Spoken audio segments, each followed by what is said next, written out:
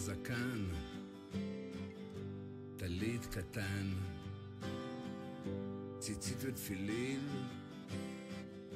מכין לשבת את החמין. כמה כפית הלך תהילים, כמה משניות, 3 תפילות.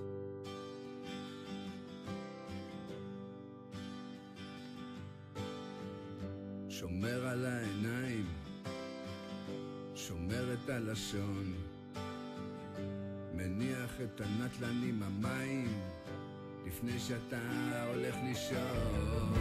בודק היטב מה שאתה אוכל, איזה אשגוחל,